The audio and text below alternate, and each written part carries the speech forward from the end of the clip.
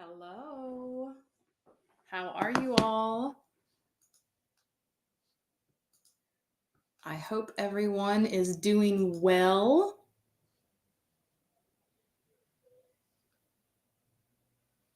I am waiting to make sure that this goes through. So, thank you for being patient. Happy Monday. I hope y'all are having a fantastic start to your week. I want to make sure this is okay. So, it's working there. And tell me, as I am making sure that this all gets started and is working, how are things going? What kinds of questions do y'all have? What concerns? We're going to talk a little bit about just the common application for our juniors. Okay. So I want to spend some time talking about what our juniors need to know as far as the common application. So this is something where we want to make sure that students, that I know that as we get closer to some families that I know they are actually ending their school in just a couple of weeks. And what I want to do is make sure that our juniors are not completing tasks that are going to end up being wiped out once there are some rollovers that are going to come later on this school year. So first things first are, as students are applying to college, there are a couple of different ways that you can apply. So one of them is going to be directly to the institution. A lot of those applications are going to open up towards the beginning of August. Then there also is the common application. And with that common application, what's going to happen is students are going to be able to go into one portal, one sign-in, and you will be able to apply to multiple colleges within that one portal.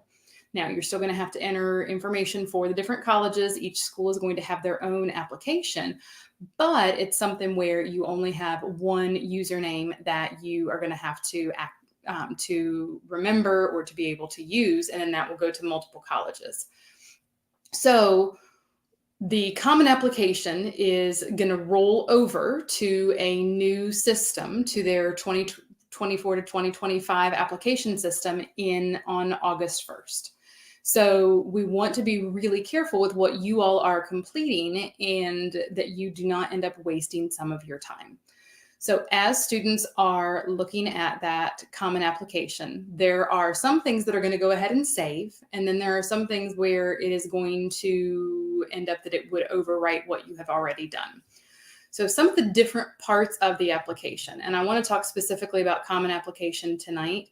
We can talk about other applications different days, but with common application, that's one of the ones that most students use. So when we are looking at the common application, you're going to enter information like demographics. So that is where students live, their age. There could be information about gender. There could be other information about the student and just where they went to high school, a lot of those basic pieces. There can be information about grades, uploading transcripts, and then there can be on the different tabs is how it's defined. And so on those tabs, one of the other things that you can do, there are different Common App prompts for personal statements. So you might hear them called personal statements. You might hear it called an essay. You might hear it called a just anything that is looking at what the student is writing and submitting. And so we want to make sure that you are only putting the parts into this common application that are going to roll over. So the things that won't roll over are going to be everything that's on those tabs and the pieces that you are going to enter specific to the common application. Then you have the college specific information. And so that might be things like, who are you requesting to write a letter of recommendation? What kinds of questions are you answering that are college specific? And so we want to make sure that students are not entering information into that part of the common application right now. Because once that rollover happens, If you end up that you have requested your letters and teachers have uploaded them and it looks like in their portal that they've done everything, but you do it before August 1st, it's all going to be deleted. But on the teacher's portal side of things, say in Naviance, it's going to look like they have already submitted for you, even though it's not connecting to be able to transfer and go to the schools that you're applying to. So anything college specific, you really want to make sure that you are not looking at completing that prior to August 1st. So, Courtney, does that mean that we can't do anything before August 1st? Nope, not at all.